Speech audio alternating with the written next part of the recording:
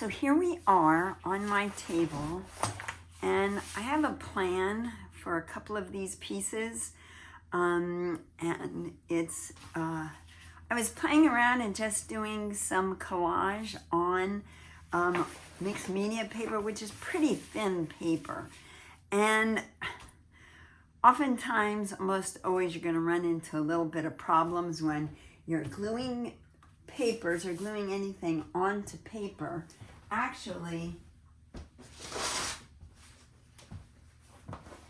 it does the same thing when I'm gluing onto canvas. Once the paper is glued on, it kind of tightens up and it creates everything to really ripple. Now, with a canvas, I'm more likely to get all those ripples out.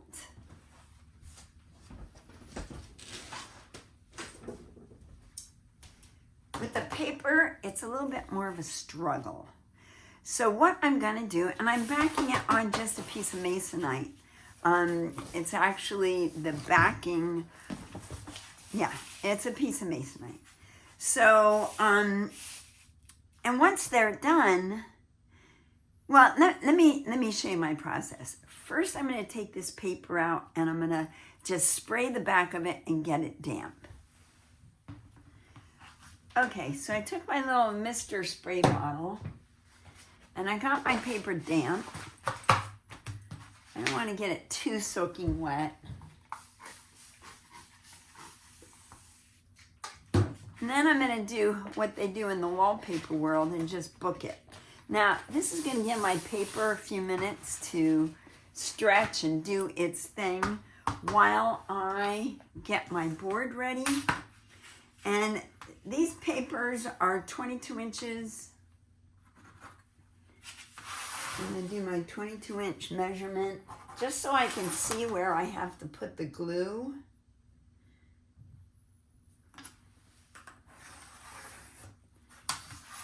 And it's by 30 inch. 22 by 30. Now, I'm not going to cut this board until after I get the paper on it, but I want to know how far out I need to go with the glue. So now what I'm taking is just some PVA neutral pH glue, and this is really, it's archival, so I want to make sure I'm going to get around my edges. You could also use matte medium for this,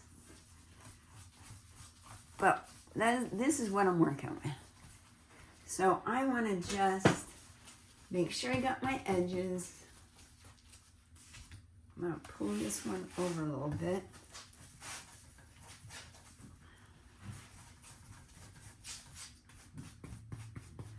And I'm just getting it brushed on to start with, and then I will go back and make sure I have a pretty even coverage. And you do need to work a little fast. You know, you don't want the glue to set up, but you really want to make sure you get the whole surface covered.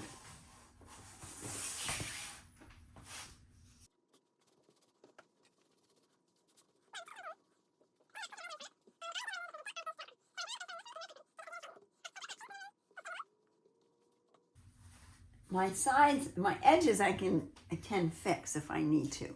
Go back and add more glue to if I need to. But this guy,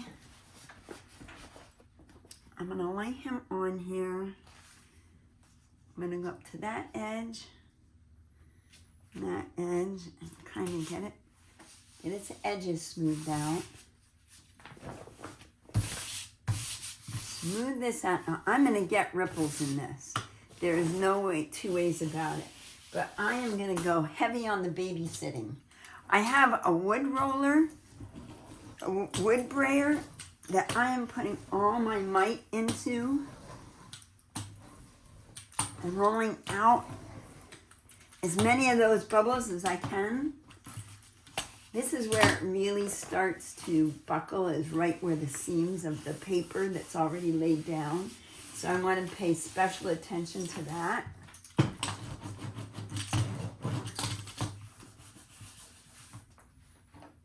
also have a rag here. It's a little bit softer. Okay. Again, over here where the paper is attaching, where the paper is attached to the paper on top, that's where it really seems to want to buckle.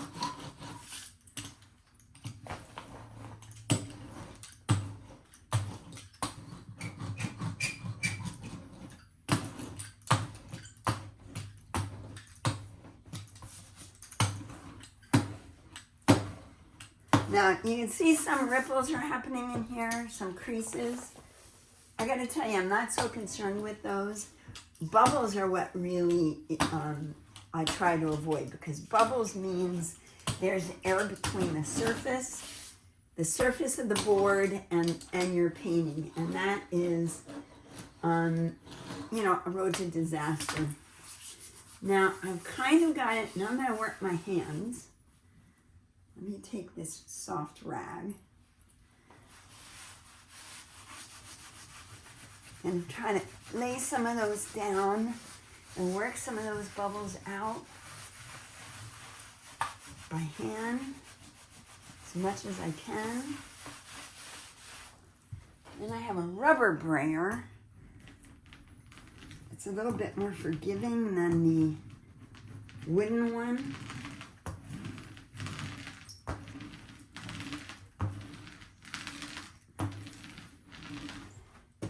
And you gotta really work it. So that's why I wanted to do this video. So many times, you know, the best laid plans, they don't always work out, but you just gotta make it work for you. You can't, you know, this piece started out to be just something I was playing with, and I got an idea and I was really liking it. And, yeah, so I didn't want to give up on it. Now you can hold it up to the light.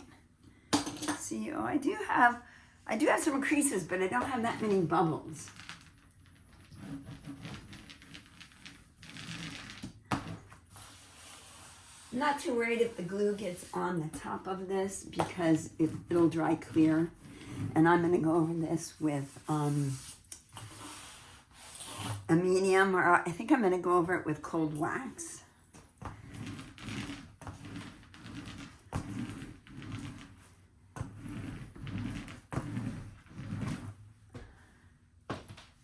It's a workout, I'm not kidding you. And I just keep working it. I don't give up on it.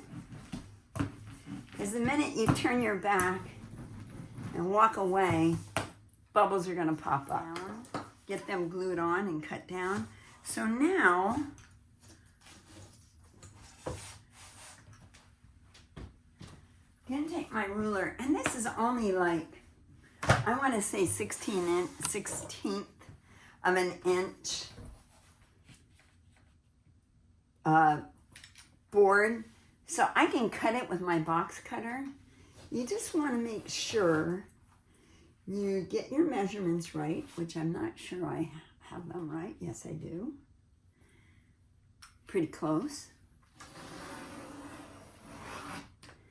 And you want to make sure you have a really sharp knife. Don't go fast. Just take your time.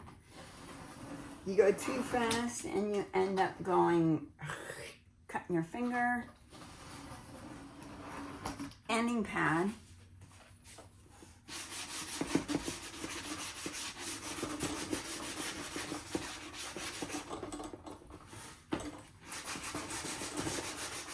Smooth out the edges.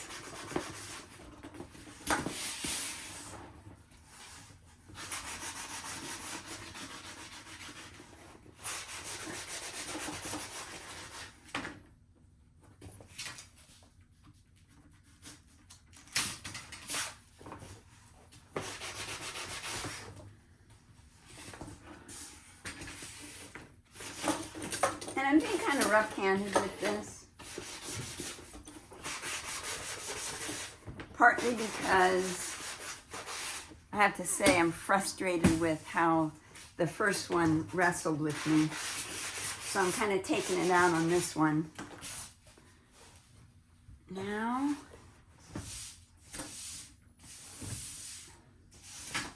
get all that out of my way.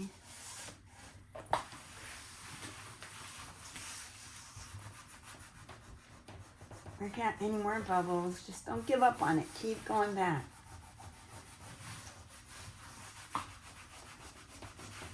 And when I'm done, got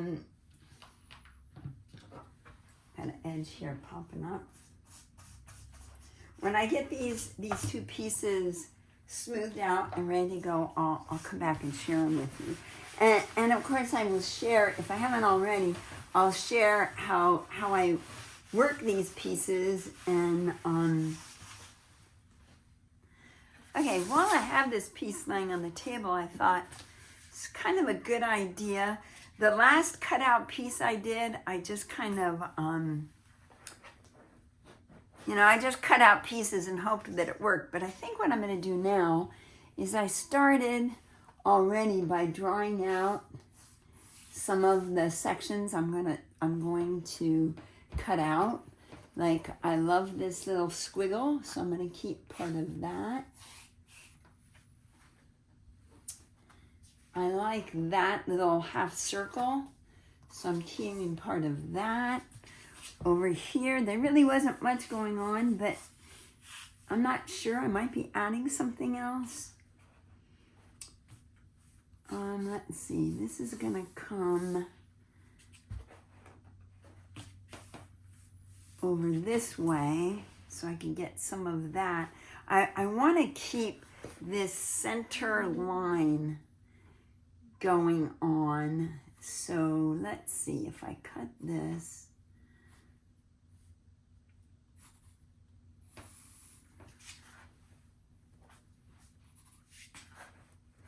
And I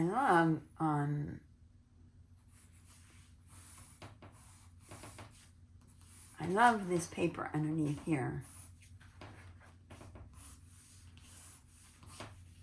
So I'm just creating a map. This could probably be a little bit bigger. Don't know what's going on here. Let me, let's see. This is probably gonna maybe come, and there's got to be a border all the way around, of course.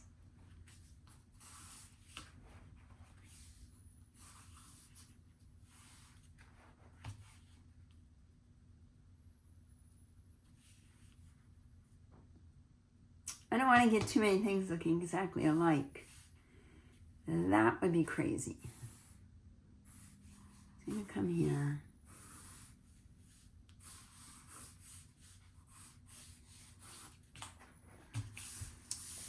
Okay. I got this side over here. I might just leave that blank. I do love those stripes coming down. So maybe...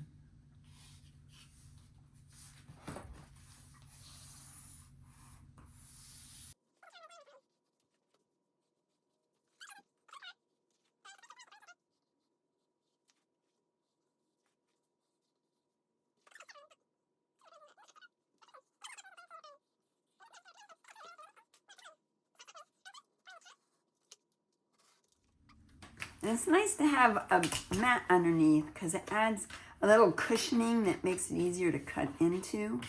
And believe it or not, I'm going to save all these because this was really good watercolor paper. So I think I'm going to use those.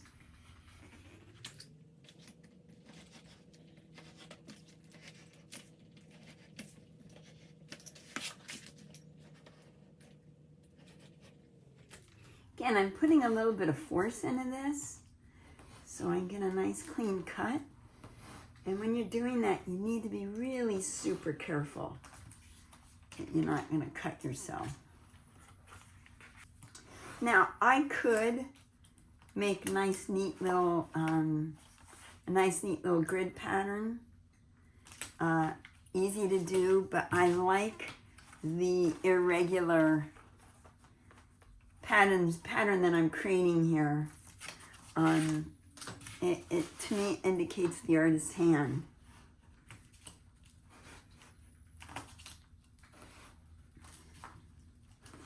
I'm kind of interested to see how this is going to turn out, how it's going to look on the piece of art.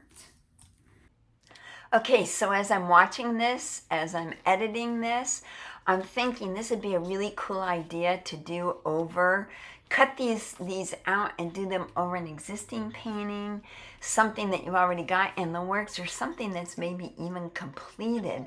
And I'm just wondering, how cool would that be? I think pretty cool. And I'm wondering, would you be up for that? Do you think you would do that?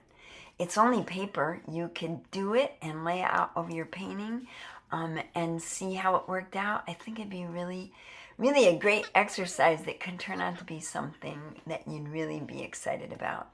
So tell me what you would work on with that. Would you do it over an existing painting? Would you create something specifically for it? I'd be curious to know. So let us know, let the group know, let our little community know what you might be up to, and if this seems to be something you would be up for. And again, be really careful with that box cutter and your fingers. We don't want any don't want any accidents happening along this creative journey. Okay. Pretty fun, I think. Let's see what happens.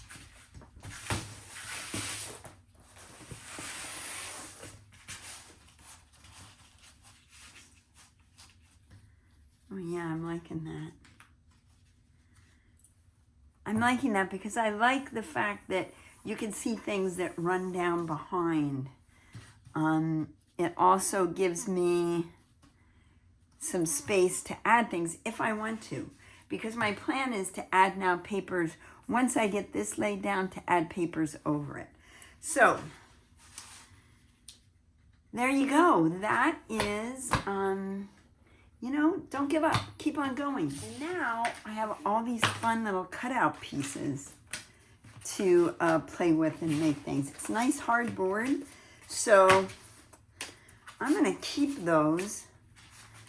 And they may even go back into these pieces. I'm not sure. That could be kind of fun too. I don't want to get it too convoluted. But I see this and I see playtime. So yeah, I got a whole stack of cool papers to play with.